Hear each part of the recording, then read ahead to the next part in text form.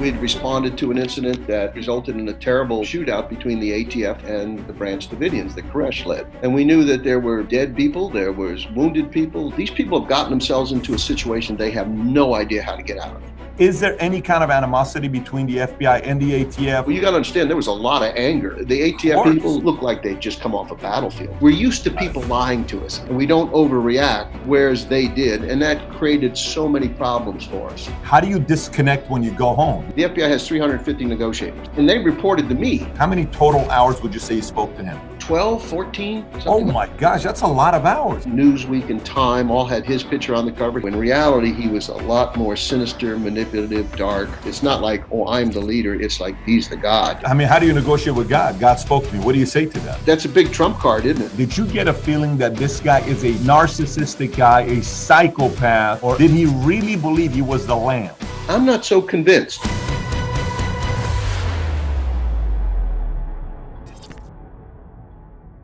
My guest today is the author of Stalling for Time that ended up becoming a series on Netflix that I had a chance to watch and enjoy. And outside of that, his real life story, he was the former chief of FBI crisis negotiation unit, which is the head when it comes down to negotiation. So in this interview, we're going to learn a lot about negotiation. We're going to learn a lot about the stories with David Koresh and the story of Waco, because he has a very, very unique story. With that being said, Gary, thank you so much for being a guest on Valuetainment. Thank you, Patrick. It's a pleasure to be with you today. It's good to have you on. So, Gary, some of us sell life insurance for a living. Some people save lives for a living through negotiation. It's a very different life of yours and mine of what you did for a living. Is that story true that when you watch J. Edgar Hoover on Mickey Mouse Club, that inspired you want to be an FBI agent?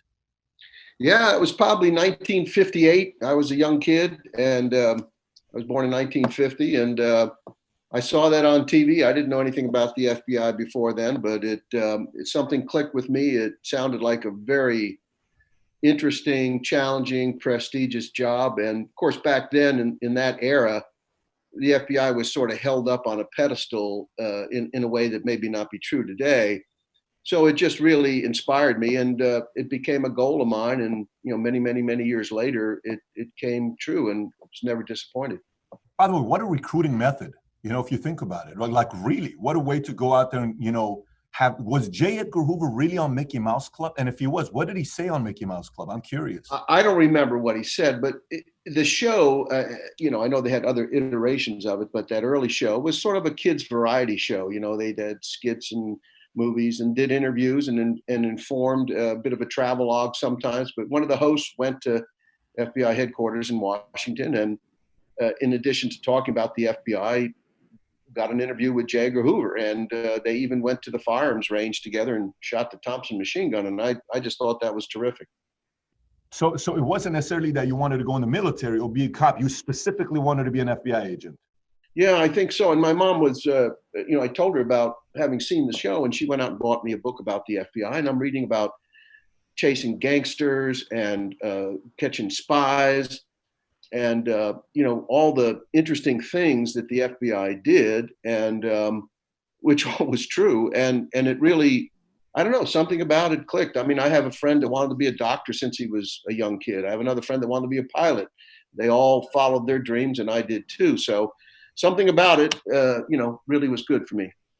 Now, the life of an FBI agent, because when I was in the military, I was getting out. I kind of went to the FBI. I went to the unit in LA because to me it was kind of cool, and they actually pay pretty well as well. I mean, if you become an FBI agent, you're not making 50 grand here. You're making a good 100, 200,000, depending on overtime and the time you put into it. But was it the life that you expected it to be, or was it better? Was it more curveballs? Was it less exciting? What was it like? No, I think it is everything I expected and more. I mean, there was such a wide range of work that you could do. I mean, you would be chasing a bank robber one day, and the next day there's a kidnapping of some kid, and then you're, arresting some fraudulent banker. I mean, it just was a wide range of activities that we did that I think provided pretty constant stimulation. Obviously, a lot of paperwork and reporting and testimony in court and so forth, preparing for cases. But I found it all to be enjoyable. I never had a morning where I woke up and said, I don't feel like going to work today. That's great to hear. So I think you were talking about the life was what you expected it to be, and even more because you had a lot of different things on what the life was like. So Gary, let's just say if we were in high school together, okay?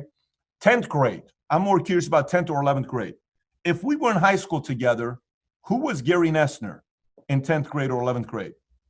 I was a pretty happy kid. I was raised near the beach in the Jacksonville area of Florida. Atlantic Beach is where I was raised, and had a great family, great friends. I in high school at that age, I was on the track and cross country teams. I would surf, which was a kind of a new sport that was evolving. And, I lived 2 blocks from the ocean, so I'd carry my surfboard up there and go surf. And it was a great time to be raised as a kid, and a time where, as a child, you had perhaps a great deal more freedom than kids do today, or certainly that my kids have, because there just wasn't the perception of any risk. That the whole kind of community would pretty much call your parents if you were misbehaving, and that certainly happened with me a couple times. But yeah, it was I think I was a pretty average kid. I was an average student. I was an athlete, but not a standout athlete, except for in running a bit. But I think I was kind of down the middle, in so many ways. So, but did people know you were going to be an FBI agent? It was kind of like a known thing, or not really? Like if I was my close friends certainly knew that was an aspirational goal. And what later came to be the case, I think I got this from my father a little bit. I was always a bit of a natural mediator, and in my family, conflict was seen as a waste of energy, and not a positive use of your time and energy. So I was always uncomfortable when, say, friends would have a disagreement or a squabble, and I always would, without even knowing what the term negotiation was, which didn't even exist then in the law enforcement context. I mean, I certainly would always try to mediate those disagreements and get us back to a normal state of interaction. And so I think that came into focus later on when I became an FBI agent and learned about this new emerging discipline in law enforcement, and I found it very attractive. Were you in a family where there was a lot of fights, where you had to calm your mom and dad down or siblings down, or not really? It was a pretty calm household? Pretty calm. Pretty calm household. Yeah, because you know how sometimes they see comedians who are very good at what they do. You go back and you study their life, you can tell they came up with a lot of pressure, so comedy was a form of them calming their lives down. Sometimes mediators, personalities, the household is with a lot of friction, where they have to naturally learn from a young age to get parents to be on the same page. Having been in a business yourself for a while and been the chief of FBI crisis negotiation unit, I mean, you're not just one of them, you're the chief of it. What have you seen are qualities of somebody who makes a good FBI negotiator, and what are some qualities that there's no way this person can be a good negotiator? Have you seen a trend over the years? Yeah, I think there's a couple attributes that we see in successful negotiators, and this doesn't apply simply to law enforcement negotiations, but in business and sales and management. People are good listeners. They have a lot of self-control. They don't rise emotionally to a slight or an insult and go on the attack right away. They ask questions to try to gather more information. They are likable. They're seen as trustworthy and genuine and sincere. These are all the attributes. And you mentioned earlier that you and others are in sales. I think you would agree with me that basically everything in life is based on relationship. It just simply is.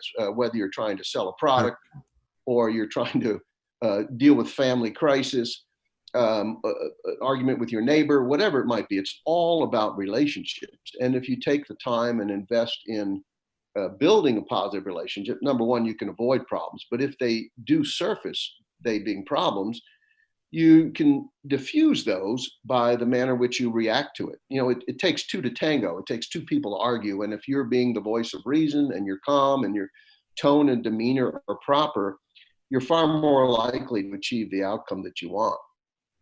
That makes sense. Is there a certain protocol or approach to building rapport? Like, have you noticed something that works very well? I mean, obviously, I've been in business for a while, so I've read a lot of the books on build on rapport. Is there anything unconventional that's worked for you over the years, or is it the same thing that we've read about? Well, I'm not sure what you've read or what you would consider conventional or not, but the bread and butter of negotiations is active listening skills. And the premise being that for you to be successful in any sort of interaction, you need to get information and cooperation from somebody. You don't want to spend the entire time telling them how you think and how you feel. You already know that. By actively listening, you set yourself up to, number one, get the information you need. Number two, to project your sincere and genuine interest in what they have to say. Those are powerful interpersonal communication skills. We call them active listening because many people believe listening is a passive endeavor, and in reality, it's not. Active listening is when you hear someone's emotion, you say, boy, you know, Patrick, you sound really confused by what's going on. You know, and if that's an accurate reflection of how you feel, then I've scored some big points. You are saying in your mind, yes, Gary understands me. Or you may correct me and say, no, I'm not confused, I'm disappointed. Well, now I've learned something even more valuable to me. You know, I've learned very specifically what it is that is driving your behavior. Now, you know, we use paraphrasing. We feed back in our own words. Let me tell you what I think I've heard you say, and I want to get it right. And if I do get it reasonably right, you're going to say, yes, you understand. Because a lot of the people I used to deal with in my life feel as though no one has really listened to them, no one has respected them, no one has paid attention to their point of view. So when I all of a sudden take the time and effort to sincerely and genuinely reflect back what I'm hearing from them and how they feel about it, those are the powerful communication tools that create a relationship of trust, not necessarily a lifelong friendship, but in the time frame we're talking about, it creates it's the opposite of confrontation. It calms things down and helps us move forward in gaining cooperation. Who's the most unreasonable person you negotiated with? Well, that's a tough one. I mean, there's a long list of characters in my life, but I mean, I guess the big topic would be David Koresh that you know that we dealt with at Waco. But it's not a full-time thing. There were times where he was cooperative and he was down to earth and you could talk to him. And then there would be other times where he was unreasonable and self-serving, narcissistic, you know, very sinister and dark in his behavior. So, you know, we always worked and strived to put him into that place where we were avoiding a combative engagement. Did somebody, I mean, do you think other events in the past, like, you know, the scene with Weaver on What Happens in Waco, where you're going back and forth and you bring up Bo, so Bo has some kind of a trust after the shooter killed his wife, you know, were there other experiences you had that led you to being prepared for negotiating with David Koresh? And if yes, what were some of those?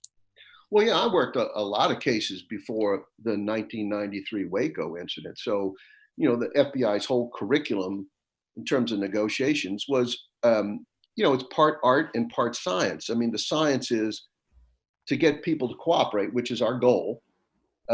We need to establish a relationship of trust. So that's the scientific part. We know the requirement and the goal. The other part is a bit of art. How do you do that? How do you project your sincerity and honesty and genuine? People like to work with people that they like and respect. So, I mean, you get what you give. So, you know, those are sort of the parameters. So when we dealt with the David Koresh, we knew we'd responded to an incident that resulted in a terrible shootout between the ATF, a different agency, and the Branch Davidians that Koresh led. And we knew that there were dead people, there was wounded people, there was great emotion, there was you know, a great bit of anger and frustration, one side versus the other.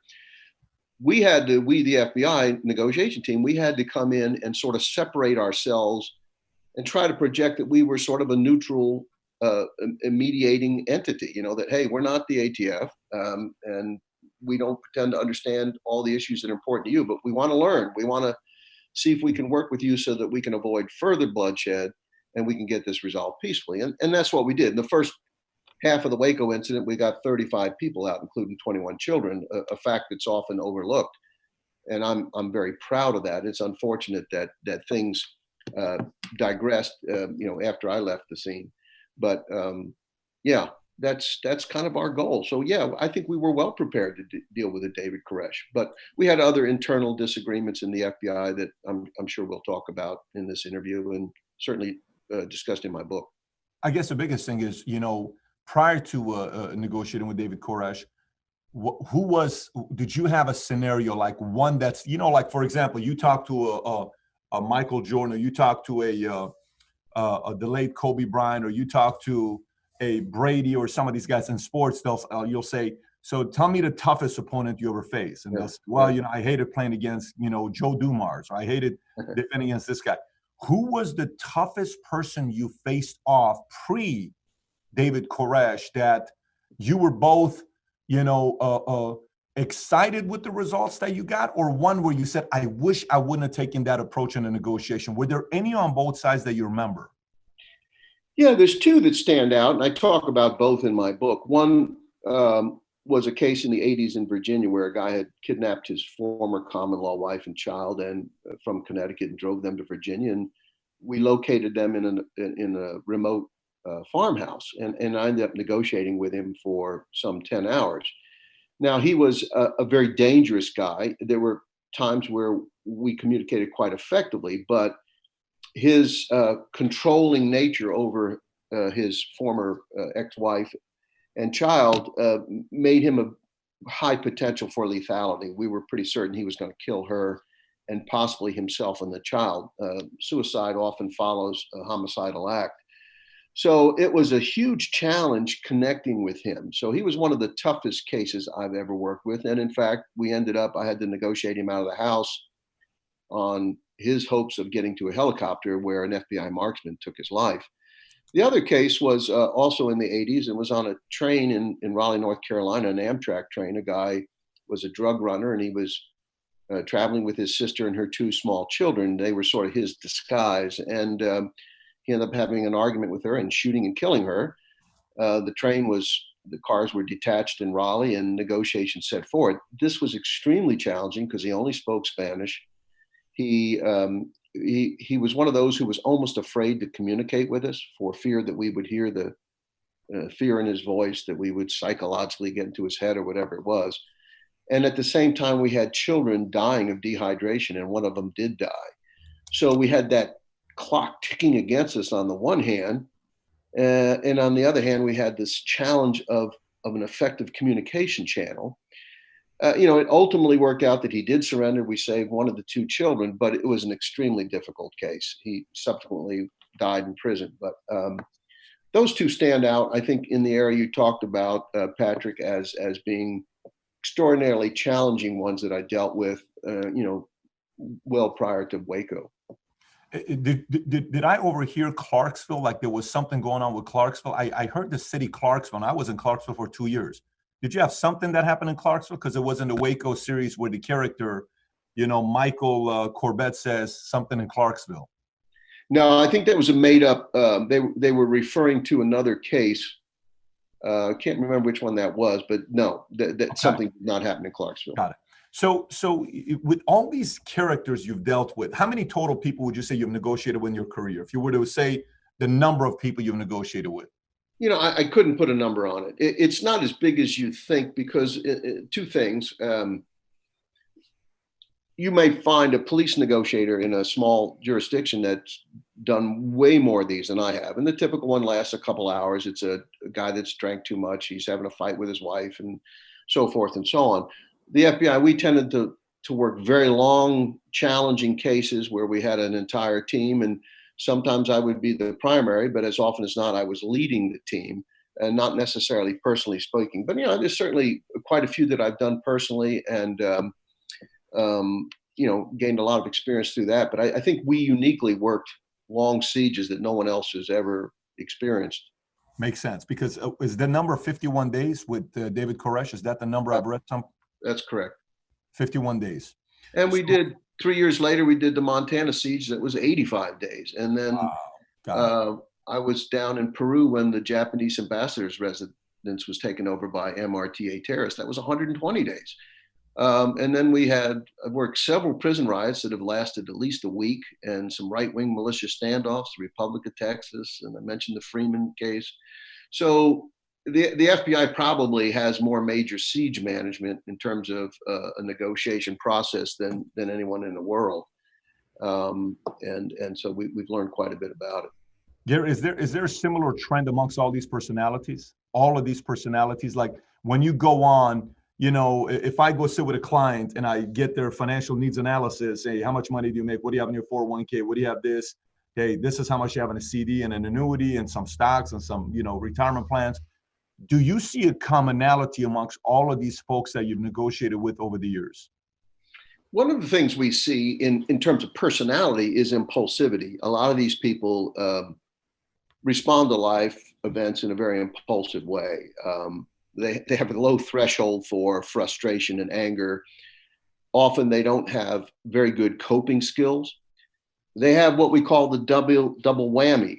When most of us have a problem at work, we turn to our families for support. If we have problems at home, we may turn to a trusted colleague at work for support.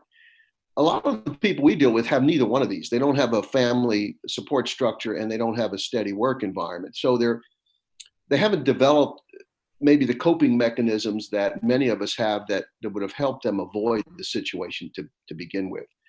The other thing, I think it's a common misnomer that even law enforcement officials have.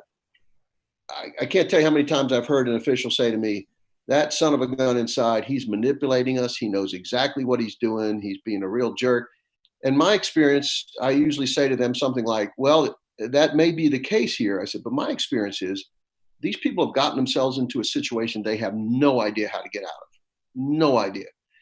And their default decision is no decision. They don't want to come out and go to jail. They don't want to stay in forever. So they just don't do anything. And we have to break through that. So I think it's often a mistake that we attribute in them too much calculated activity. I think David Koresh, as calculating as he could be, even fell into that category. He basically didn't want to come out and go to jail the rest of his life. And, he would have loved us to go away, but he just made no decision. They just stayed in there and refused to come out. And it's something you have to recognize, that people often are shooting from the hip and they don't have a clear plan. That's very interesting, because I remember in the scene of the movie where you're going out there and you're negotiating with Bo, and there's a scene where you're going to Bo and saying, people tend to do things based on fear. If you can get to find out people's most highest thing they fear, then you can get motive. And then you said his fear is this with Weaver, and then he said your fear is having to live with the rest of your life, that if the other kid dies, that you could have done something about it. Is fear a big idea that you try to get as a negotiator? No, I think that might have been overplayed a little bit. It is a factor. And it's funny, I was, in real life, I was not at Ruby Ridge. My partner was. I was out of the country at the time. But the actor that played me in the Waco 6-part series was Michael Shannon, a great, great actor, a great guy. And the producers and directors needed to get him into that first episode. So they put me at a place I really wasn't. Now, those things happened, but it wasn't me that did them. And I wasn't happy about that, but that's the way it went. But yeah, I mean, I remember watching that scene, and they had a variation of it. And I suggested to the director, I said, why don't we turn that fear thing into putting pressure on the guy that was playing Bo Greitz to say, hey, how are you going to feel when you could have done something and you didn't? That's what you should fear. And, and they ended up incorporating that into the dialogue. And I think it was quite effective in that scene. So that was very effective scene when he talked about the fear and his negotiating, when Michael was doing it, the actor, when he was going through that with Bo.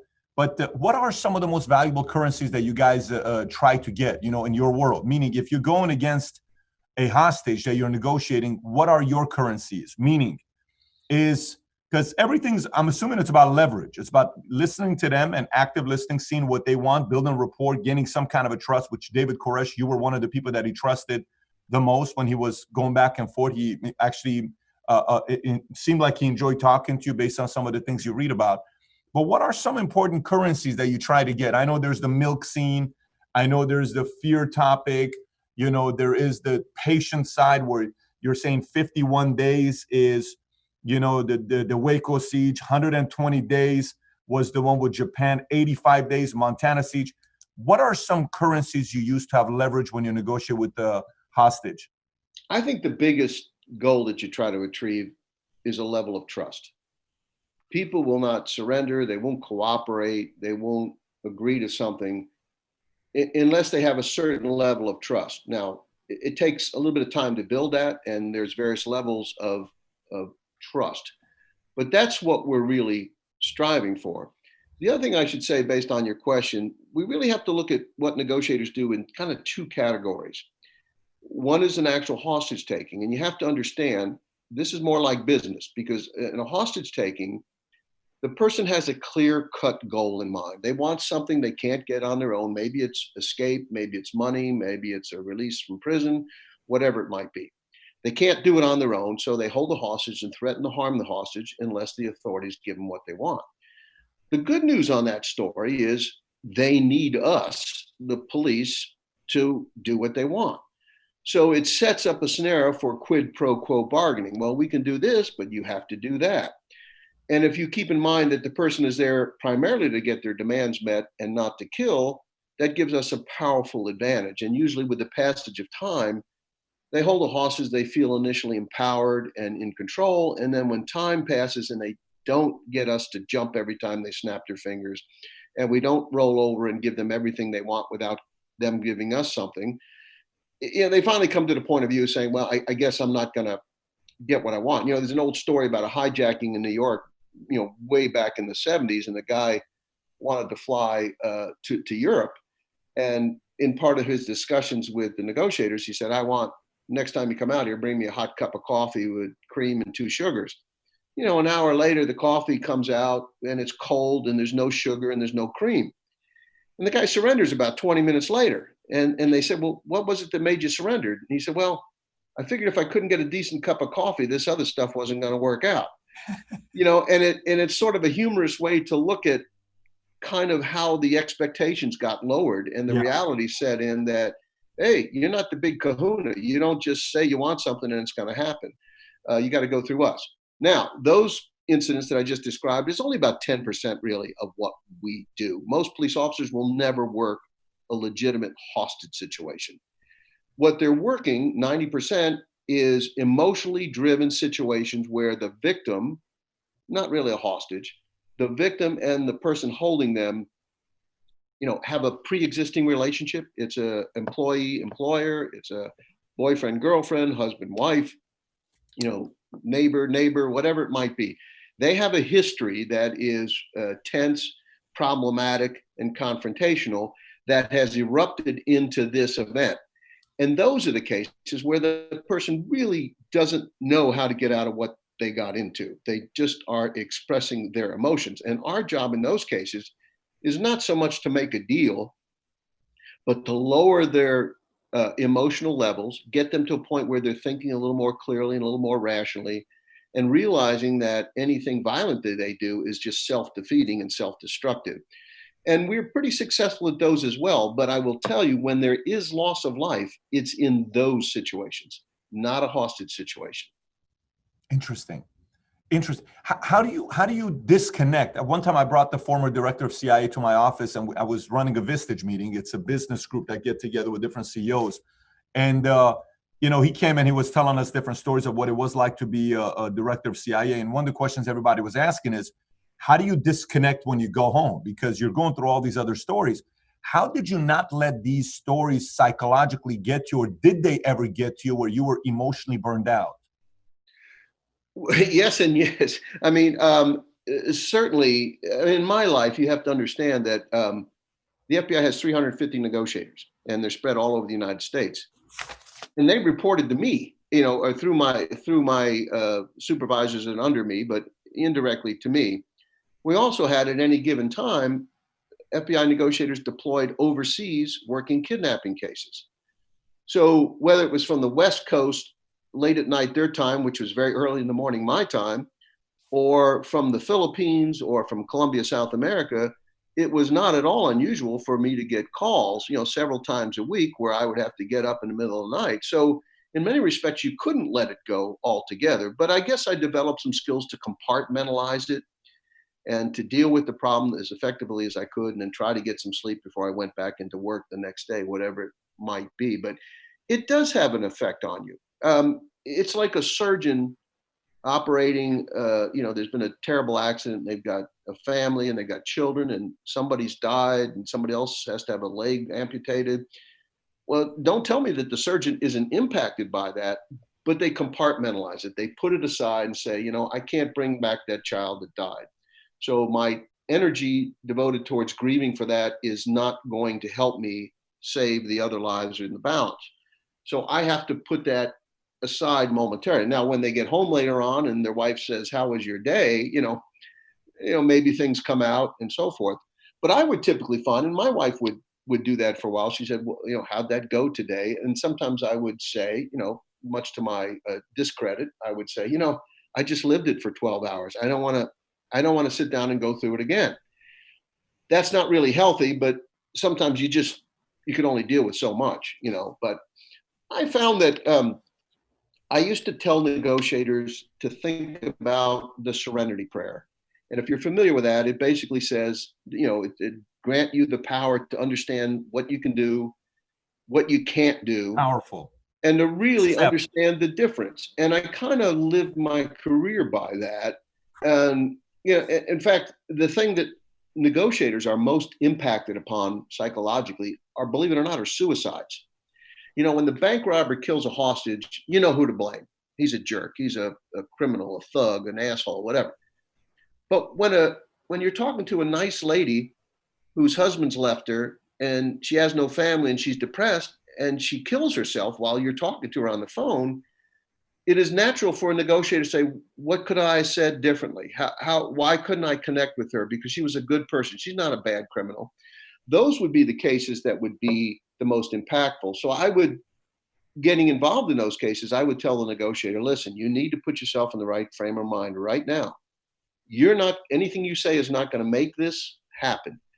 You can try to stop it from happening. But if she decides to kill herself, that's her decision. It's not because you said something wrong. So be prepared for that. Do the best you can to help this woman find a reason to live. But if she doesn't, it's not your fault." And the other thing we did in negotiations, Patrick, that I think was so powerful, we always had a philosophy when we typically work as a team of negotiators. We don't have one person making all the decisions or deciding. I might on this occasion be the person on the phone, but there's 5 or 6 people saying, "How do we all assess this situation? How do we read it? What do we agree upon should be the strategy moving forward and how we communicate with this person?" So in other words, we rise and fall as a team. We share the blame or we share the credit. In the FBI, we never ran the negotiator in front of the camera and say, "Oh, Gary Noesner talked this person out." No, our negotiation team did it. So it's a success that we share. And if it's a failure, I'm not going to take it all on my shoulders because I was the voice, but the team agreed with what we were doing. So and I think that would apply in a lot of business contexts as well. Very interesting. So very interesting to mentally shape the FBI agents' mindset, the 350 that reported to you through their managers or directors, supervisors, to go in. If you're dealing with somebody that's suicidal, do your best. But if they do kill themselves, you're going to have to live on and not have to rehash that in your mind over and over and over again. Is that almost what I'm thinking based on what you just said? It's exactly right. And, just by you saying it didn't mean that it didn't happen, but that's what you do. I mean, I have a very dear friend, even to this day, who is a police officer in the West Coast, and he's a negotiator, and he's a great one. He's retired now, but he was negotiating with a guy in a hallway of a tenement building, and all of a sudden the guy, came out and started shooting at him, and he, as a negotiator, ended up shooting and killing the guy. And he was very upset about that. Negotiators are used to getting people surrender, not having to exercise deadly force. But he called me up in the middle of the night. We spent a long time talking that night and some other nights.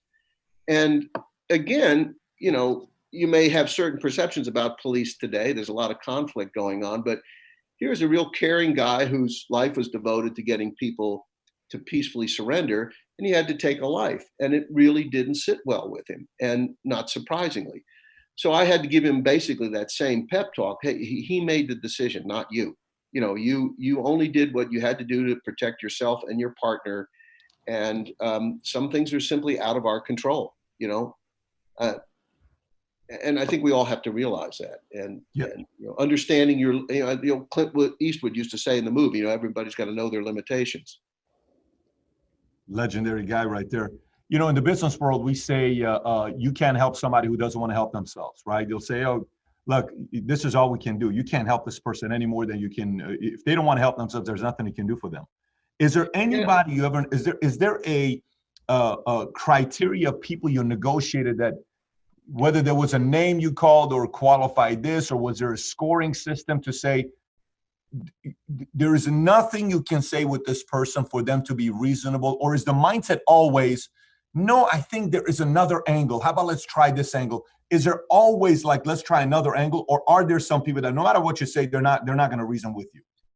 There are some of those people, but what we try to do is when a negotiation team opens up communication, we immediately and continually begin to track the indicators of progress or the indicators of potential violence. And there's a lot of ways we do that. Is the the emotional level subsided, or is it increased?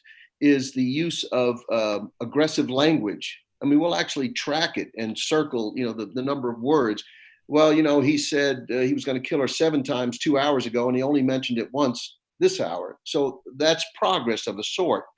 So we try to see, are we headed in the right path? Sometimes we'll say we're going to switch negotiators because we're sort of at a stalemate. Let's try a different voice, a different approach. Not that the other negotiator was bad, but maybe we need to play it up, change it up a little bit. So we're constantly doing an evaluation, a reevaluation, a reassessment between each phone call, and it's usually on the phone. The team, before they do anything, before they go have a cigarette or get a lunch break or go to the bathroom, we analyze the last call before we do anything. What did we hear? What did everybody hear? What did he sound like? What's his tone? What's his demeanor? Any change in demands? Oh, you heard that. I didn't hear that. That's important to know. Let's listen to the recording of it again, and I'll go through it. And based on that, now what is our next call? What do we anticipate him saying? What's our response going to be? It's very methodical and very planned out. Then, and when we're ready for that next call, which might come in unexpectedly, then we can go take a break and stretch our legs. And because now we have a plan for moving forward. If the guy calls up without warning, we've got up on a situation board what it is we're going to say. What are the 2 or 3 key points we want to make in this next conversation? And Gary, is it a lot of like, there's a handful of you guys that, let's just say it's a bigger case you're dealing with. Is it a handful of you sitting there saying, so John, what was your biggest takeaway? What do you think about what he said? Did you notice what this, is that kind of how it is? Okay. Absolutely. Absolutely. And it came, it was a challenge for me later in my career because I had done this so long and I held a certain position where I had to be careful. If I spoke up too soon, here's what we need to do, then everybody's going to say, okay, this is what Gary wants to do. We're going to do that. Yeah. So I had to really restrain myself and say, what do you think? Does anybody have any ideas? You may know where we're going to go, but you have to make your team feel comfortable that their inputs could be listened to and appreciated and incorporated. And frankly, there were some great ideas in some of the cases I worked that came up from very inexperienced to new negotiators. And you say, I'm sure glad we had this chat because that's a great idea. I didn't think of that. Yeah, that's so in sales, we call, when you say switching negotiating, we call that TO. You turn it over. When I used to work at Bally's, you'd go in there and I was the TO guy at the office. So they would come in and, Jennifer would say, or, whoever, somebody would say, I can't make the sale, but listen, I need somebody to TO. Then we'd send somebody else in there to take a different angle. And many times you would close the deal because they're hearing it from a different person that it can connect with. That's very interesting when you're saying that. And so if you don't mind, let's just get right into the whole Waco Sure. situation with David Koresh, because a part of what you just said took me back to the part in the episode where I think Steve Schneider's talking to you on the phone, and he says, look, I have my own opinion on a personal level, but ... And then you got off and you told him, said, did you hear how he said personal level? That was your opportunity to go in to have two different personalities to get Steve and his mind, because he was getting some control. But prior to going into that, let's just go through the whole experience here. When did you get a call when they said, hey, Gary, we need your help on this case taking place in Waco, Texas? And how was that approach? When you heard it, was it a call? How did that happen? Yeah, it happened on February 28th of 1993, and it was a Sunday, and I was actually out at a hardware store with my family, my wife and I and our three kids.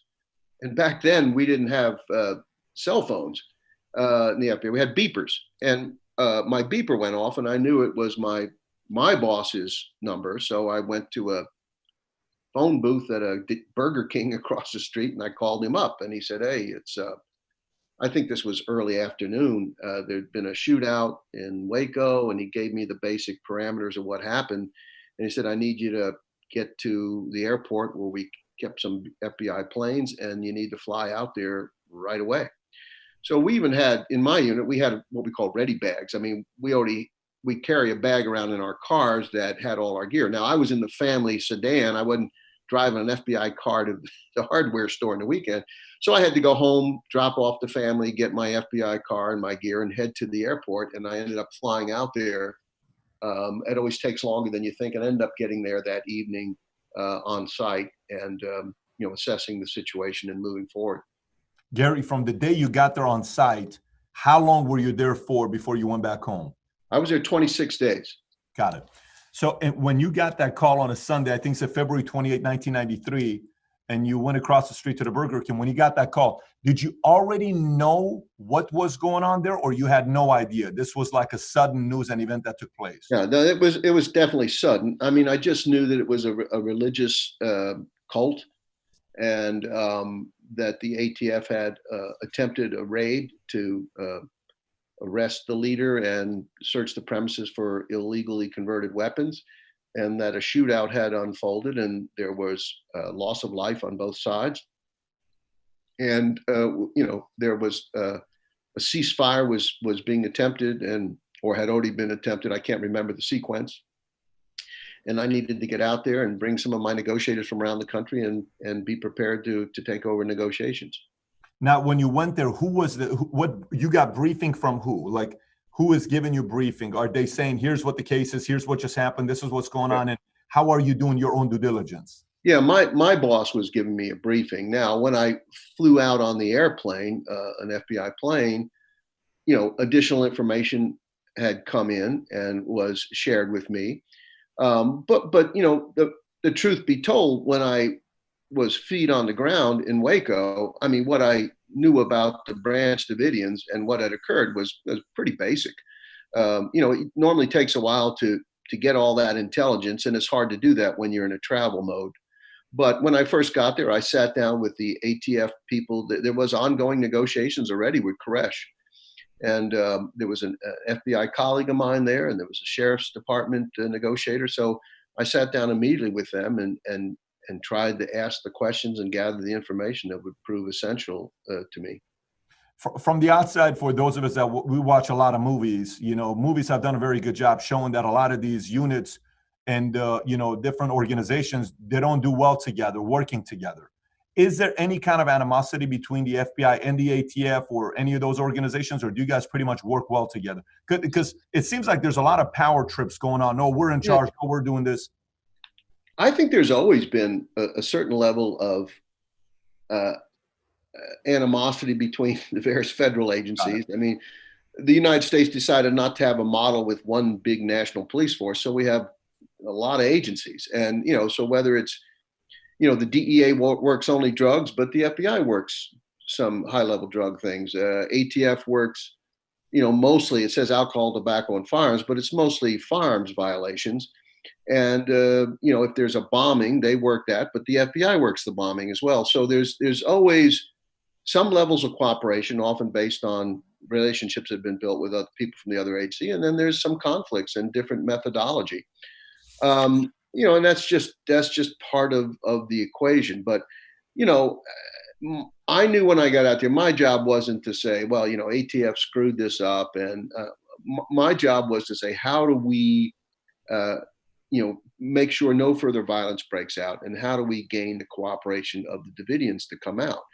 And one of those strategies, which I think goes to a sense to your question, is we purposely had to distance ourselves from ATF. Now, when I first spoke to Koresh that night, I told the ATF people who were gathered in a room where the negotiations were taking, I said, listen, I'm going to say some things to Koresh about we are not the ATF. Don't interpret that as a criticism of you. I'm trying to project that we are now in here as somebody different who's going to be objective and neutral and get this resolved. So I have to separate myself from you. And if you take that as a criticism, then maybe you want to leave, because that's the way I have to approach this. And they said they understood, and I hope they did. I'm not sure that all of them did, but you got to understand there was a lot of anger. The ATF people that I ran into that when I arrived looked like they'd just come off a battlefield. I mean, some of them still had blood on their clothes, and from taking care of wounded comrades, they almost looked shell-shocked, for lack of a better term. Now, by the way, why do they call themselves ATF? I mean, don't they just need to change to F? I know they got started in 1972. What alcohol and tobacco? You know what I'm saying? Like, yeah, I mean, that's a good point. It's officially the Bureau of Alcohol, Tobacco, and Firearms. And, I think they're a holdover from the old revenuers. It's a Treasury Department. And so their early job was to make sure that people were complying with alcohol laws and not avoiding federal tax. And same thing with tobacco.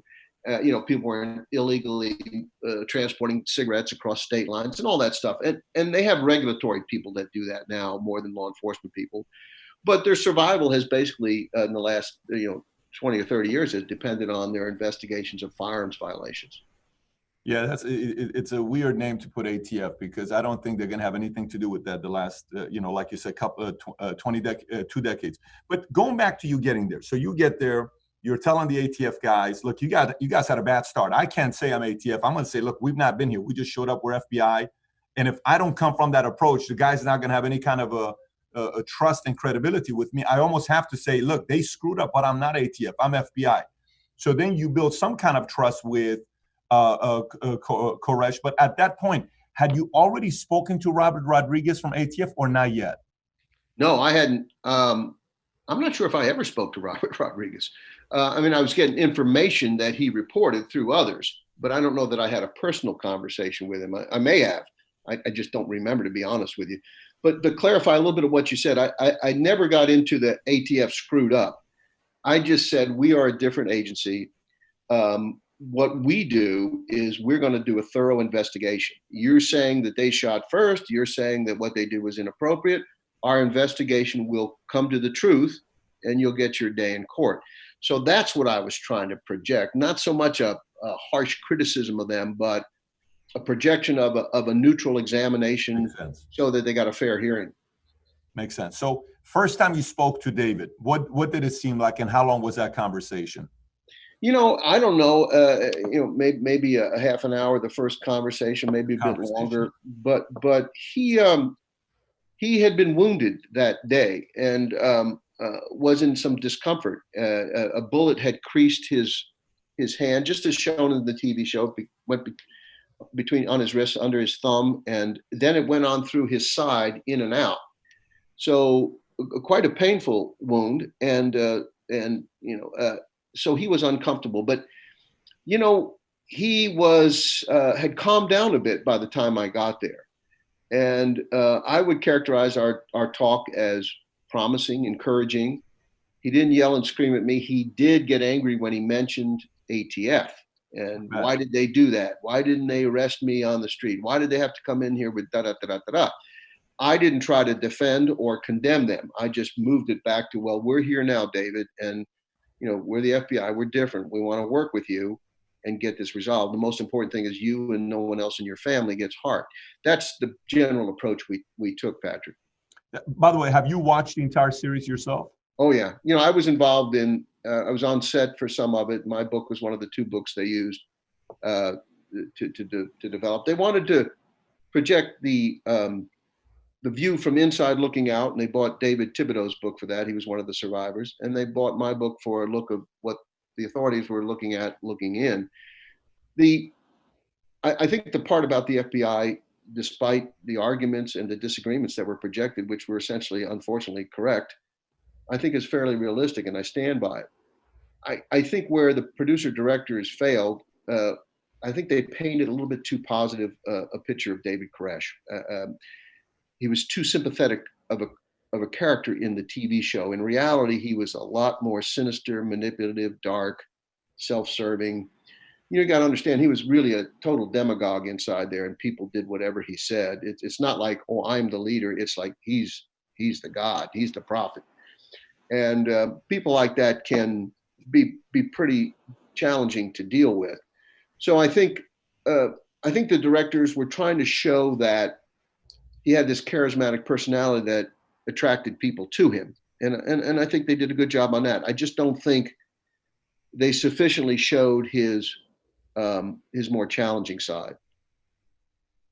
They didn't show his more challenging side. Yeah, because when I watched the interview, when you guys had the cast, I think you were there, David was there, Michael Shannon was there. You had a couple of the actors that were there that played Koresh, and David was still defending. Yeah. He was very much like, look, to me, we weren't doing anything wrong, Yeah. and we were just, I don't know why the ATF did what they did. We didn't have any gunshots. It came from the outside. You can tell he seemed very convincing. And he even said, I'm not part of the Branch Davidian. I just went there to stay there. I was not somebody that was one of his devout followers. So he made the argument where people said, well, this David guy, did they really do anything wrong? I don't think they did anything wrong for them to be attacked the way they did. So it was interesting to see David's angle as well. Yeah, I had never met or spoken with David before. We met on the set. A lot of people were interested to see how we would get along. We actually got along quite well. There are some key areas we disagree over, and that's fine. I mean, he just called me a few weeks ago. We had a very cordial chat. I actually like David.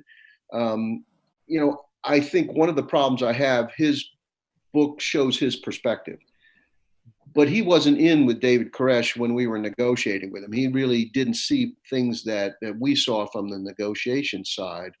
And, ATF did have a legitimate reason to investigate him. You can question whether they should have conducted the raid the way they did, but they were certainly illegally modifying weapons in violation of law. They had grenades. They turned semi-automatic weapons into automatic weapons, and all of that's illegal. What was a dynamic raid the appropriate way to handle that? I mean, we can debate that. We probably wouldn't have done it that way in the FBI, but they certainly had the legal basis to do it. So, I mean, again, I think David has a different perspective, and that was sort of the strong quality of the TV show, was trying to show both sides. It's a very difficult thing to do, and I think they ended up skewing it a little bit too much towards David Thibodeau's perspective, which I would argue may not be as expansive as it should have been to get a better sense of Koresh's controlling, sinister aspects. Do you have any idea why they did that? Well, again, there's not a lot. I mean, I think he's one of the very few survivors that wrote a book about his experience. And they came upon his book several years before they reached out to me. They were looking at another project, and I think they were really moved by his story. And then they contacted me and they said, oh, well, there's a different side of this as well. And this is a good way to put together a project that shows both sides. And the Dowdle brothers, who were the producer directors, I mean, they're great guys. I really like them. They're both very professional, but I do think they were perhaps overly swayed a bit by Thibodeau's viewpoint. I'm glad they got a hold of you. That's for sure, that they got a hold of you.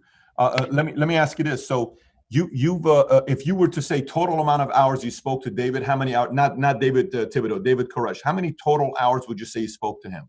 You talking about me or the FBI? You yourself.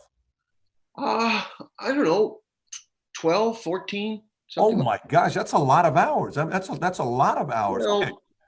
it was just, and that was at the beginning, and once my team arrives, I'm the chief negotiator for all the FBI. It's not my job to, make the coffee, get on the phone and do everything. My job is to lead the team, to organize the team, to set up the shifts, to make sure we're gathering the intelligence, to devise the strategy, and to make sure the team's implementing the strategy, to do the analysis. So, it's not my job at that point anytime. It's like I'm the, when the Air Force sends planes to go bomb someplace, the general in charge of the Air Force doesn't get in the plane. Makes sense. Yeah. But is it fair to say so? But still, 12 to 14 hours is like being on the front line. So it's not like you were back at the barracks telling everybody what to do. You were still a frontline guy negotiating with these guys. So 12 to 14 hours was your conversations with them. But you can pretty much say you've listened to every other conversation any of your agents had with them. So you've been involved 100% of the conversations. No, absolutely. And, we set up eventually, when the FBI took command of the incident, we set up 12-hour shifts for negotiators. So, and we do that. It sounds like a long shift, but it's the old parlor game where one person tells a secret to another, tells a secret to another, and at the end, it's all messed up. Yep. So we wanted the people that you relieved to be the people that relieved you. So there's no confusion. You tell me what you did on your shift, I embrace it, incorporate it into what I'm going to do. And then when you come back, I'm going to do the same for you. And it minimizes miscommunication. As the overall leader, I would split my time between both shifts to also be a bridge to make sure that the oncoming shift doesn't do something that contradicts and make sure it's consistent with what we did before. So I was working 18-hour days or 20-hour days, Yeah. That wears you out, but it's what you lose in fatigue, you gain in consistency. I bet. And then you have more leverage to be able to. How many total negotiators did you have there? At one time we probably had 12 to 14 negotiators, split between two shifts. Now, a lot of those people left after 3 weeks and would be replaced by somebody else for that whole fatigue issue. So overall, there's probably 40 negotiators that I'm just guessing. I don't have the number off the top of my head. Not everyone, in fact, only a small percentage actually spoke to the Davidians, because there's a lot of functions on the team. You're maintaining a log, you keep a situation board, you're doing progress reports that send back to headquarters, you're interviewing family and relatives. So there's a myriad of tasks that a negotiation team performs that the public may not appreciate. In fact, when the children were released that came out, each time they came out, a negotiator would pick them up and talk to them and find out what we could through that, bring them back. We'd put the child in the negotiation room, we'd call back in and we'd talk to their parents. Hey, we picked up little Johnny, they're fine. We want to make sure they're fine. So here they are on the phone, talk to them. There's a lot of good things we did in the negotiations that unfortunately has become underappreciated because of the way the thing ended. Oh, no doubt about it. We'll get to that here in a minute. But from the 12 to 14 hours of you speaking with David, did you get a feeling that this guy is a true believer or a narcissistic guy, a psychopath, a bipolar? What feeling did you get from speaking to him? Or was he 100% true believer in what he was saying? Because that's the biggest thing for me. Did he really believe he was the lamb? That's a question that I don't have a clear answer for, because obviously there were parts of him that were down to earth and even humorous sometimes. You could talk to him. But when you got into a thin sliver of his personality that was focused on religion, then he had really moved up in the Branch Davidians, become its prophet by memorizing almost the entire Bible and be able to string together various verses. Now, a lot of that might sound nonsensical to most people, but his followers really truly believed he had a unique interpretation and was a prophet. How much of it did he really believe, or how much of it became his vehicle for controlling other people? I'm still not sure on. David Thibodeau would tell you that this guy was the real deal. I'm not so convinced that his primary motive. I mean, for example, everybody lived a very Spartan life in there. I mean, they didn't have running water, they didn't have electricity, they had to take buckets for their human waste out and bury it. But he lived in air conditioning and had conveniences, and they used to call himself the sinful Messiah. Don't do what I do what I say. And, kind of the classic manipulating, controlling thing that we tend to see with cult leaders. So how much did he really believe, or how much it just became convenient for him to project that he believed? I don't know. I certainly didn't characterize him as having a diagnosable mental health disorder. I mean, he certainly was narcissistic and perhaps malignantly narcissistic, but I didn't find him to be necessarily bipolar or schizophrenic, anything like that.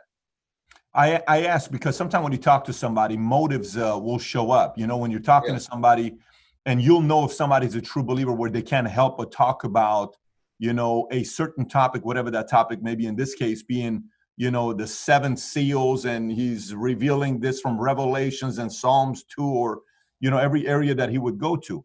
I've done negotiations behind closed doors where a guy's coming to me and saying, I really want to just do the right thing for the client.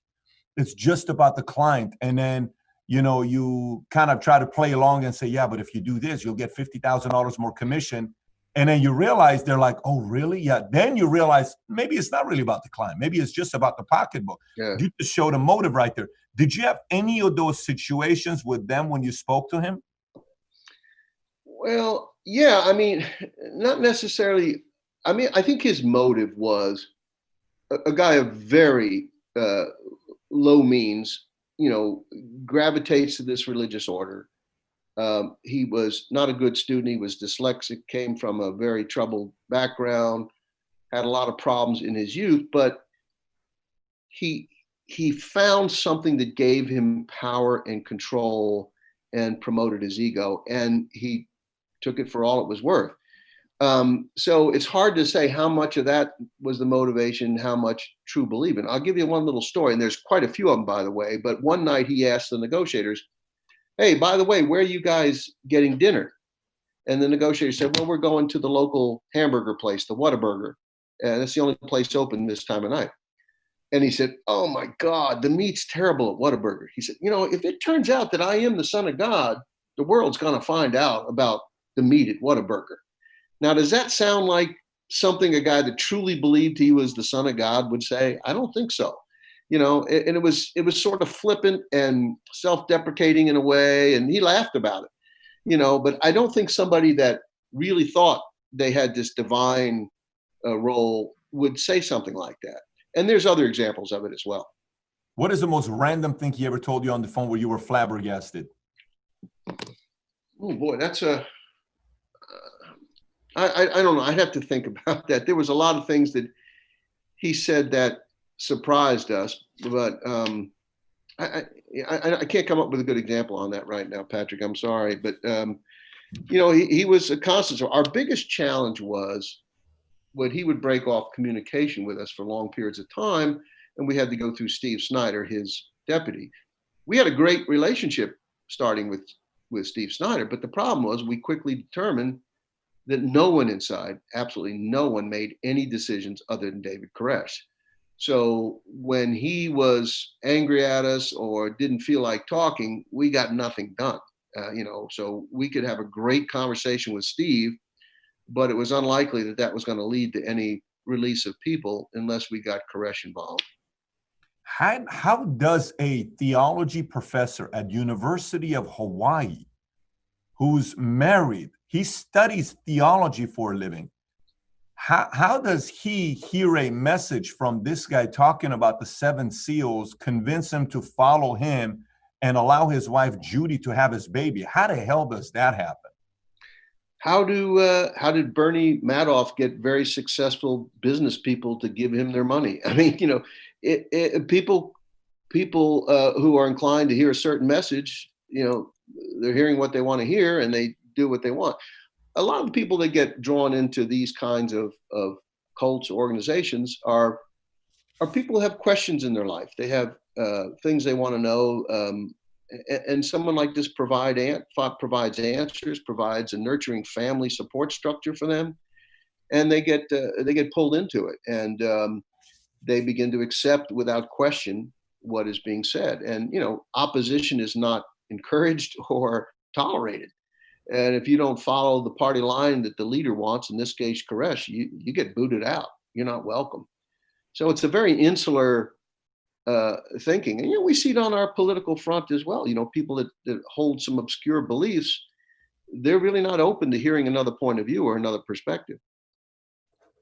How do you do that, by the way? Just out of curiosity, like, do you ever do the same methods that you have of trying to persuade somebody of thinking about politics? And because obviously today we're in shambles when it comes onto politics, the level of division is at the highest level, whether it's the protesting, the rioting, whether it's the coronavirus.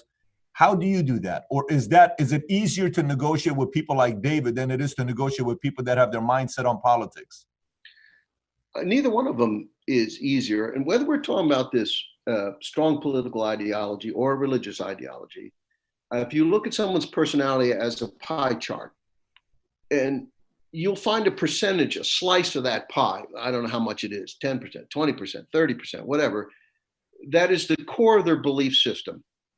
As long as you are focused on that slice of pie, you are probably going to be unsuccessful in getting them to change their mind.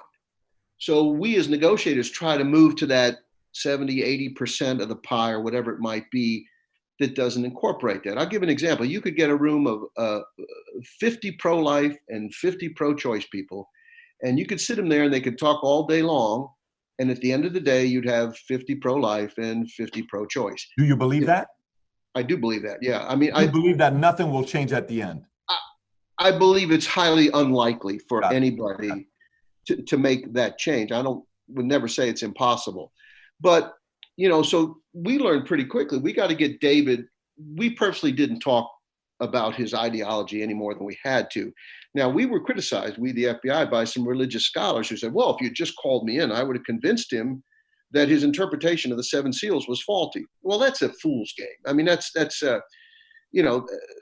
it's like talking to Jesse Ventura. He said, well, the U.S. government blew up the World Trade Center. Okay, well, no matter what logical explanations you give him or counter arguments, it doesn't matter. He's going to believe what he wants to believe. So you realize pretty quickly, if I want a good conversation with him, I got to move it off of this topic into another area. Maybe a bad example, but I think you follow what I'm saying. No doubt, of course. We dealt with some years later, I think it was 96, I dealt with the Republic of Texas siege in Fort Davis, Texas, which was an anti-government guy. And this organization didn't believe that Texas was part of the United States. And they took a hostage and I helped the Texas Rangers and the Texas authorities develop a negotiation strategy. And the same thing, the guy, Richard McLaren, that was in charge of the outfit, had some of these totally obscure beliefs about law and treaties and so forth. Total nonsense, totally unsubstantiated by facts, but you weren't going to convince him otherwise. So to engage in a positive conversation, to move the ball forward, as it were, we had to get him off of that topic. And that's something we do all the time. And, you do that in business. If there's 10 points we want to discuss, and maybe the biggest one, number 10, is the thorniest one, you might, as a strategy, say, well, let's talk about these other points. Let's get some agreement on number 1 through number 9 that we can both live with, and then we'll take the thorny one on later on. But what you've done is, by discussing those 9 points of potential agreement, you've established a working relationship where you've shown we can work together, we can find some common ground, and it makes it easier for that thorny problem to be dealt with later on. That makes sense. But by the way, just out of curiosity, the series makes it feel like Rodriguez, David Rodriguez. I think his name is David Rodriguez. Robert Rodriguez, who's played, and the fictional character is Jacob Vasquez, that's played by one of my favorite actors, John. You know who he is? That plays John Leguizamo. He's a very great guy. Yeah, he's. All I think about him is Benny Blanco from the Bronx in the movie Carlitos Way, but that's a whole different story. He's great. Was the real life Robert Rodriguez? Was he really compromised? Like, did David Koresh really get to him and he converted, or no? He was just playing the part very well. From what I know, he was not converted to the extent that's shown on the TV show. He was doing his job. What is quite accurate, I don't think he had the level of engagement with the Davidians that's shown. I think Koresh was pretty suspicious of who he was, but still had some study discussions with him. But some of the stuff about involving him in a wedding and so forth and so on, I don't think that really occurred. But Rodriguez did say, hey, they know we're coming. You need to call this thing off. That was accurate. And, a bad fatal decision was made that, well, we better move quicker then before they get ready for us. And that was a tragic mistake. That's ATF saying that they didn't hold back and they just went at it. Yeah, I mean, and from your military experience and law enforcement, when you lose the element of surprise, that makes all the difference in the world. And they had lost it clearly. And instead of canceling, they decided to move quicker, and it was a fatal decision. So coming to the last part of the event, at what point, like when you're making progress, you're negotiating with the milk, and did you guys actually put the voice detector on the milk, or no? That was just a fictional part of this show. Well, I'm not going to tell you where we put it, but it was part of the delivery. And it was part of the delivery. Yeah, that happened. And very interesting. We're trying to determine, what's going on inside, and if we can gain intelligence that way. And we have some pretty sophisticated techniques to do that, but I prefer not to go into the details of that. But that happened. I mean, there was a lot of accuracy in some of those interactions, and I didn't personally go out and talk to Snyder and Wayne Martin, but one of the negotiators did, along with the sheriff. That's accurately projected. We did a lot of things out there to try to show the Davidians that we weren't bad guys. That we wanted, Koresh wanted Newsweek and Time all had his picture on the cover. He wanted copies of that. We sent it in. He wanted sutures for his wound. We sent it in. He wanted milk for the kids. We sent it in. We sent a tape of ourselves. He sent a tape out. We were doing a lot of things, and sadly and unfortunately and accurately predicted to some extent, but to a large extent, was there was a disconnect between the negotiators and the tactical team that had an aggressive leader that wanted to force them to come out. This was costing millions of dollars a day. I mean, it was tying up hundreds of personnel. It was seen by some as showing the FBI is weak and doesn't know how to resolve one of these things.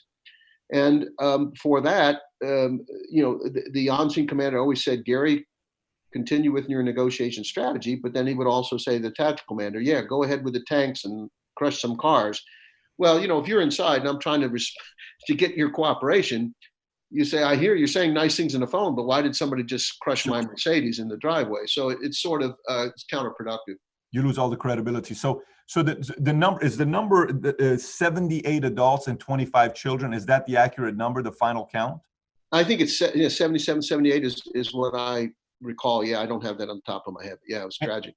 And when that happened, and you're making progress, and then some of the folks are not willing to be patient to go through it. Looking back, what are some things on this case when you look back saying, I wish we would have done this thing and this thing and this thing differently, we could have saved these people? Is there anything that you think about today? Sure. I mean, I think for a little bit of history, you have to understand the FBI had done quite a few sieges, Atlanta, Oakdale Prison, CSA compound. We knew how to do this. And Waco is not so much a manifestation of us not knowing how to do it right. It's a departure from our long-standing methodology and approach. So, that's the biggest lesson, is to do it the way we had always done it before. And that was so frustrating, because it would be one thing if we didn't know how to do it right, but we did. And we erred from that. We had, I certainly have been a critic of the on-scene commander and the tactical commander. Those two, along with me, basically were the triumvirate that made decisions. But those two were very aggressive oriented, very frustrated, would allow their lack of self-control. And, Koresh would often do something, he would renege on a promise, and he would behave in a troublesome way, and they would take it personally. As negotiators, we just go back to the drawing board. We're used to people lying to us and not following through, and we don't overreact, whereas they did, and that created so many problems for us. But despite that, we got the 35 people out, 21 children, which I'm proud of. But they went with I was replaced halfway through because they wanted to go with a more aggressive strategy, and after I left, no one else came out, not a single person. That's a pretty good thing to anticipate, to say, listen, they're gonna lie to you. It's their job to lie to you. You still can't lose your cool when they're doing that to you. It's part of the game. Exactly. Exactly. Because For they're not on the example, same team as you. They're not on the same team as you. They're an opponent, but you gotta somehow win them over. But you cannot be surprised if they're lying to you. yeah, no, absolutely. You expect it. You expect it. For example, on I think the third day, David Koresh made an agreement with us that if he played a 58-minute, if he recorded a 58-minute message, we would broadcast it nationally. He agreed quite clearly that after that, he and everyone would come out and surrender peacefully. Now, I remember going to the on-scene commander and I said, I think we should give this a try. And of course, his first response was, what do we get for it? And I said, well, the problem, the real question should be, what do we lose for it? We lose nothing. And if he comes out, great. If he doesn't, then we're going to use that against him later on. Now, he didn't come out. He didn't follow through on his promise. Now, as negotiators, we were disappointed, but the commander and the tactical commander took it as a personal affront because they never dealt with people like this and had people lie to them. It's what I would have preferred in the following days to say, David, I went out on a limb for you. I convinced my boss to let this thing be played. I'm trying to help you, and you just pulled the rug out from under me. And I lost credibility with my boss because you didn't do what you said you were going to do.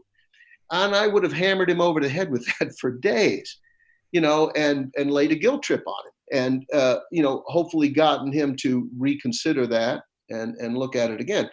But instead, when we went forward and took very aggressive action in response to that, it only ratcheted up the tension. It only increased the confrontation. It was counterproductive.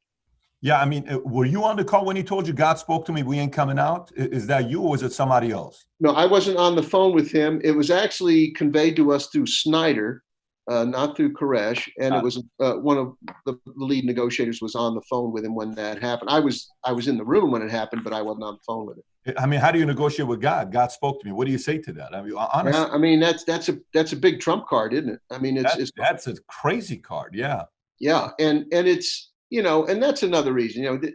Did God really speak to him? A lot of us might be a bit skeptical about that. What I think was David Koresh, as I mentioned earlier, had ambivalence about staying in, coming out, whatever. And I think he got scared at the end and he changed his mind because we know that the children were actually lined up. They had little backpacks. They were ready to come out. All his followers thought it was over. And then he says, nope, we're not doing it. Yes, well, right. It's him being self-serving and thinking about what was going to happen to him. Yeah, as a financial advisor, we'll go to clients and sometimes clients will say, let us pray about it before we do this. And we'll say, you know what, let me go ahead and start the prayer. And we put our hands out there and say, let me lead the prayer here. Heavenly Father, should I make this investment? Obviously, we joke about it, but I understand that's the one card advisors don't know what to say. You get stuck when the God thing comes up. It's tough. It's a tough one. And, the people that have those strong feelings, they assume everybody else does too. And it's an awkward situation. But, before we go too far, I wanted to talk about the TV show, which I support, but there's a couple big areas. And one of them is at the beginning, they show the shootout between ATF and Davidians, and they clearly show that ATF fired first. I wasn't there. I'm not here to defend ATF, but there's a lot of doubt about that. There is contradictory information about who fired first. So I want to set that straight. The other point is at the very end, they leave the viewer with the impression that the FBI started the fire. And that simply is totally refutable. The Davidians started the fire. Now, they did it because the FBI put in tear gas. There's no question. But the tear gas itself did not start the fire. And the FBI, I mean, there's people out in the country that think, well, the FBI said, let's go burn this place down and kill all these people. It's just preposterous. David Koresh ultimately at the end, decided that, it was better to take his followers with him than to peacefully surrender. While I have always been very candid about the FBI's mistakes, and there were many bad decisions made, in my opinion, I've always said that the ultimate responsibility for what happened was on the shoulders of David Koresh. Every single day, we gave him the opportunity to peacefully lead his people out. We made accommodations. We made compromises. We did whatever he wanted. One time he asked, if I come out and I go to jail, will I be able to meet with our followers? We sent him in written commitment to do that. So we did a lot of things like that to convince him to come out, yet he chose not to. So, I think it's a bit unfair to characterize, and again, I'm the FBI's biggest internal critic, But to suggest that anybody, even the commander and the tactical guy who I disagreed with, I mean, they didn't want to see that ending. Nobody did. And so I think that's a bit unfair. And a lot of anti-government people are sort of embracing that, but it's nonsense. Yeah, I mean that's the idea. When it left at the end, it's like FBI went in and they bullied them, and boom, all these lives on the hands of FBI agents. And the fire controversy, no one knows who started the fire, what caused the fire. Some have said one side, some have said the other side. Last thoughts here before we wrap up. Gary, any modern day cults that keep getting bigger and bigger and bigger that could potentially end up being a threat, or not really anything taking place today? I'm sorry, I didn't follow. Any modern day what? Cults, any modern day cults like what these guys did, any modern day cults you look at that's growing? You know, I haven't, I'll be honest with you, I don't devote much time to looking into what current cults are. However, you know, if you listen to what the FBI is saying, you know, we have a major problem with anti-government militias again. You know, we dealt with them before the Oklahoma City bombing. They were gaining a lot of strength, anti-government people, and during the Clinton years particularly. And then after Oklahoma City bombing, where a lot of kids were killed, some of those people dropped off and they said, this is not what I'm into. But now it's built up again, started to build up again under Obama. So there's a lot of people angry at the government and ready to take up arms and do things. We see it in some of the demonstrations that are going on. Somebody got shot the other day in Arizona, trying to pull down a statue. You know, and I think we're going to have to reckon with that in this society. I mean, I was appalled when I saw armed gunmen go into the Michigan State House, and you know, and I'm sorry, I don't think it's unfair to say if 100 or 200 black protesters took automatic weapons in there, I suspect it would have been handled quite differently. And you know, we have to think about where do we go beyond peaceful protest and the right of assembly and the right of people to express their grievances, and then where do we get into terrorism and intimidation? And so I worry about those kind of groups more than I worry about Antifa. You know, that's a political sort of a tool thrown about now, you know, and I'm not saying they don't exist, but I don't see the impact they're having versus, you know, some of the far right groups right now. But we've got to be vigilant to that. And, you know, when I was a young FBI agent, the Ku Klux Klan was pretty strong. And it's an unheralded story for the FBI, but there came a point, and I was working in South Carolina at the time, there came a point where the Ku Klux Klan almost ceased to exist because the only reason they would meet was for various FBI informants to get together. So there'd be 20 guys in a meeting, and you know, 18 of them were on our payroll, and the only reason they were getting together is to report back what was going on. I mean, we knew what they were thinking and doing, and we were able to thwart a lot of terrorism to the point where they just sort of folded. But now there's a huge resurgence in that, and I find it concerning and something that policymakers are going to have to make some decisions on if these people are you know, don't get out of control. Are there informants on a lot of these organizations that we're not aware of? Like, is the FBI already on the inside knowing exactly, like the the country of Chaz or Antifa or white supremacists or any of this stuff? Are there many informants involved from the FBI? I don't know. I would hope that they are legally, I would as well. I hope they are legally gathering information. I think the FBI has learned a lot through the years that they're not there to thwart political expression, but to stop acts of violence. You know, but I don't know how prepared they are in that instance or what level of penetration. In some cases, you find that they don't have the information. In other cases, they've got it covered quite well. But it's a challenging job for law enforcement today. I mean, you know, we have to contend with so much that gets stirred up in the, you know, through the news too. And I'm not necessarily a critic of the news, but you know, we've got to watch what we do. And there's a lot of discussion about law enforcement behavior now. I mean, I was watching some of the demonstrations and I was aghast at some of I mean, obviously I don't like looters or arsonists and anarchists, and they have to be dealt with effectively by the police, and they should be. But I also saw some unnecessary action on the police that troubles me too. So we have to figure this out as a society. What do we expect of our police departments? What do we want them to do? How do they respond? You could say, Waco, we should have just left. Well, is that really the answer? You know, I don't know. You know, we have to.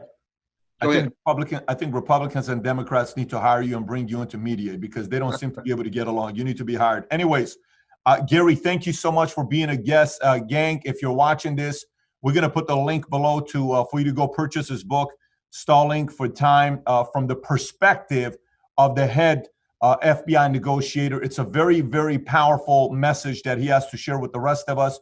Gary, once again, thank you for coming out and being a guest on Valuetainment. Patrick, thank you very much. I enjoyed being your guest, and all the best. Thank you. I don't know where you were at in 1993 when the Waco siege took place, but I remember the events. Every single day you turn on the news, this is all they were talking about. And it was something that would come up. You know, look, what are they going to do next? What did the ATF do? What did FBI do? I want to know your thoughts after listening to this interview. If you watched the series, I want to know what your opinion, how your opinion changed with what the head FBI negotiator just said, Gary Noesner. Please comment below. On top of that, I have two other interviews I want you to watch. One is with the head detectives and DEA agents that went out to Colombia to chase after Pablo Escobar. These are the two agents that led to the killing of Pablo Escobar, Steve Murphy and Javier Pena. If you've not watched it, click over here. And the other one is Joe Pistone, also known as Donnie Brasco, who brought down pretty much 5 mob families. If you've not watched that interview, click over here. If you've not subscribed to the channel, please do so. Thanks for watching, everybody. Take care. Bye-bye.